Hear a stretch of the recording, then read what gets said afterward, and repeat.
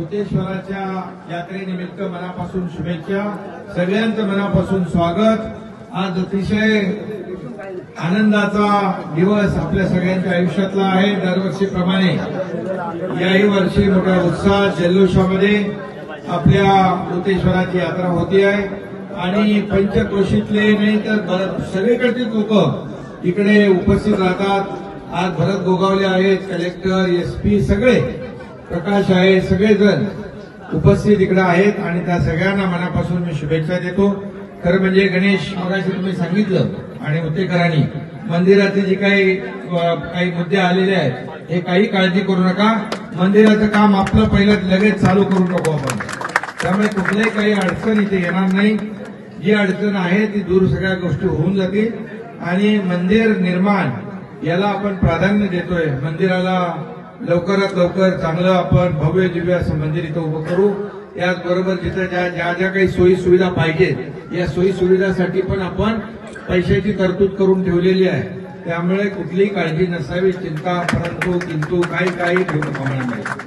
आणि आज सगळेजण आता मला उद्या 26 जानेवारी आहे, संध्याकाळी पासून कार्यक्रम असल्यामुळे आज मी संध्याकाळी थांबणार नाही आणि म्हणून मी दुपारीच आलोय। बाकी संध्याकाळी डॉक्टर श्रीकांत शिंदे सगळी टीम जी आहे ती असेल आणि तुम्ही मोठ्या उत्साहात आजचा उद्याचा दिवस आनंदात या यात्रेचा उत्सवाचा आनंद घ्या। सगळी व्यवस्था केली प्रकाश कोटवानी, संजय आणि आपला भाई, या सगळ्यांचं मनापासून मी अभिनंदन करतो। हे लाखो लोकांना जेवण देणारी लोक आहेत, म्हणजे कितीही लोक म्हणजे, त्यामुळे तिथं काही आपल्याला कमी पडणार नाही। तर उद्यापर्यंत यात्रा संपेपर्यंत तरापार पण व्यवस्था यावेळेस केली। सगळ्यांना गाड्यांना पैसे द्यायला लागायचे ना पहिले 500 रुपये, यावर्षी घेतले नाही ना कोणी? बघा बोर्डच लावून ठेवलाय म्हणून तिकडे तरी घेऊन येईल।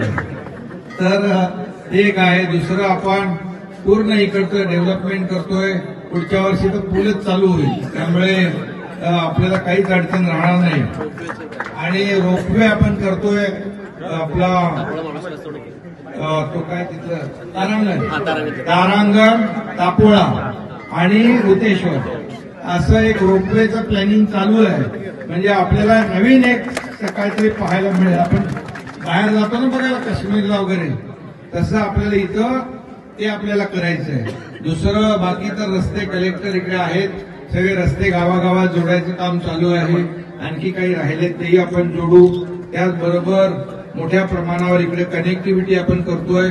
आज जे 70 वर्षापासूनचा जो कायदा होता आपला ऑफिशियल सिक्रेट ऍक्ट, तो आपण काढून टाकला। धरणापासून वरपर्यंत काहीच करता येत नव्हतं, तो आपण काढून टाकला। आता फक्त 7 किलोमीटर सोडून वरती आपल्याला मोकळं केलेलं आहे, सगळं फ्री केलं आहे। मोटर आपले वॉटर ट्रान्सपोर्ट होतील, बाकी सगळ्या गोष्टी होतील, पर्यटन चांगलं होईल। हे तुम्ही तिथं मुनावळे वॉटर टुरिझम आपण करतोय। तापोळा ते ब्रिज आहे, त्याचबरोबर तापोळ्याचं डेव्हलपमेंट आहे तेही आपण केलंय, तेही घेतलेलं आपण। आणि त्याचबरोबर आपण कोकण पश्चिम महाराष्ट्र म्हणजे सातारा जोडायचा आहे, तो एक ब्रिज आपण करतोय पूल। म्हणजे खेड मधला माणूस तिकडून डायरेक्ट साताऱ्याला जाईल असं ते आपण एक त्याचं एक डीपीआर करायच्या सूचना मी दिलेल्या आहेत। त्यामुळे इथं सगळं जे आहे हे सगळे एकमेकाला जे अंतर आहे ते कमी करण्याचं काम आपल्या सरकारच्या माध्यमातून आपण करतोय।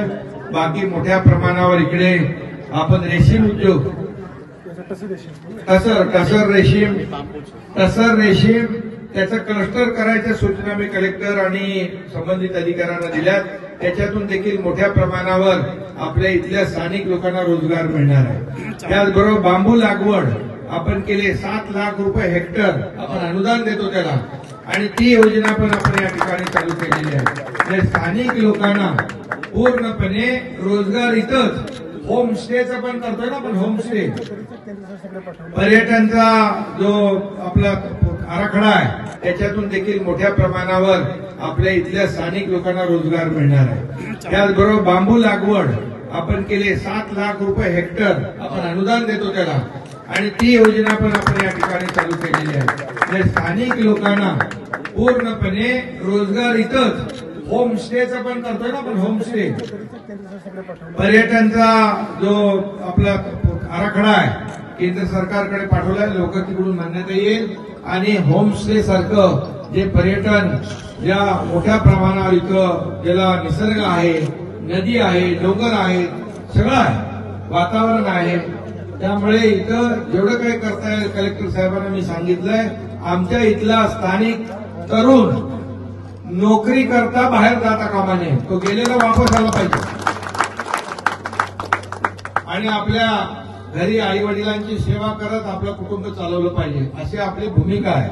आणि त्यामुळे त्या दृष्टीने जे जे काही सगळं करता येईल ते आपण करणार आहोत। आता तुम्ही कामं तर बघताय, पुलाचं काम सुरू आहे, बरेचसे आहे पुलाचं काम आहे ना, 90 साली त्याला मंजूर नारळ फोडला होता, बरोबर ना, 90 का 95, पण ते आता आपण नारळ नाही फोडत, डायरेक्ट काम चालू करतो। त्यामुळे सगळ्या गोष्टी आहेत, त्या मावळीचं तापोळा रुंदीकरणाचं काम सुरू आहे, सगळं हे हळूहळू सगळ्या गोष्टी होती। आणि सगळ्यात महत्वाचं म्हणजे पर्यटनाला चालना देण्याचं काम। पर्यटन आपल्याकडे एवढ्या मोठ्या प्रमाणावर होऊ शकतं की आपल्या लोकांना इथंच व्यवसाय मिळणार, इथंच आपला व्यवसाय, आपण स्वतःचा व्यवसाय स्वतः करू शकतो, बाहेर जाण्याची आवश्यकता लागणार नाही। आणि म्हणून त्या दृष्टीने आपण सगळे प्रयत्न करतोय। तुमचा हा एकनाथ शिंदे राज्याचा मुख्यमंत्री आहे, त्यामुळे तुम्हाला सगळ्यांना न्याय दिल्याशिवाय राहणार नाही आणि जे जे काही करता येईल ते आपल्याला सुविधा, सोयी सुविधा, दुर्गम भाग आहे परंतु वेळ लागतोय, पुनर्वसनाचे काही विषय पेंडिंग आहेत, तेही आपल्याला मार्गी लावायचे आहेत। आणि म्हणून या सगळ्या गोष्टी ज्या आहेत या एक एक टप्पा आपण पुढे लावू आणि त्याचा पाठपुरावा मात्र आपण केला पाहिजे। पाठपुरावा करा आणि त्याला आपल्याला न्याय देऊ, समजले की नाही? आणि म्हणून मुख्यमंत्री तुम्हाला एकनाथभाई शिंदे साहेबांचा सगळ्यांना मला लवकर जायचंय। 16शीच्या धरणाच्या बाबतीत देखील सर्वे आपण चालू केलेला आहे, त्याच्यात देखील आपल्या लोकांना या भागाला पाणी मिळेल, कारण पाण्याचा उतार झाल्यानंतर सगळं पाणी खाली निघून जातं। म्हणून कलेक्टर, जिल्हाधिकाऱ्यांना मी सांगितलंय जसं पाणी खाली उतरेल तसं तुम्ही गाळ काढण्याचं काम चालू करा। त्यामुळे गाळ काढल्यामुळे आता समजा 105 टीएमसी पाणी आहे तर धरण आहे, पण गाळामुळे किती भरले म्हणजे त्याची कॅपॅसिटी वाढून 125 टीएमसी होईल। त्यामुळे उन्हाळ्यात देखील या भागात सगळ्यांना पाणी मिळेल आणि म्हणून अशा प्रकारची योजना देखील आपण करतोय आणि त्याला आपण सगळ्यांनी हातभार सहकार्य लावा। पुन्हा एकदा मी आजच्या यात्रेनिमित्त आपल्या सगळ्यांना मनापासून खूप खूप शुभेच्छा। आपण सगळेच जण या यात्रेमध्ये सहभागी झालात, कुणाचं नाव राहून गेलं असेल, पण सगळ्या ज्यांनी सहकार्य केलं त्या सगळ्यांना मनापासून शुभेच्छा। अवतेश्वर आपल्या बाबाची सगळ्यांवर आपल्याला कृपा दृष्टी आहे, सगळ्यांवर आशीर्वाद आहे, म्हणून त्याच्या आशीर्वादाने आपण सगळे आपापल्या क्षेत्रामध्ये आपापल्या ठिकाणी सगळे आनंदी सुखी राहा, एवढं आपल्याला मी सांगतो। पुन्हा एकदा मनापासून खूप खूप धन्यवाद। जय हिंद, जय महाराष्ट्र।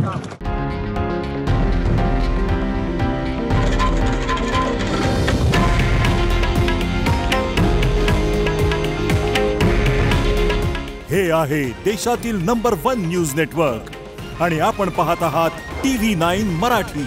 काळजी तुमची, हित महाराष्ट्राचं।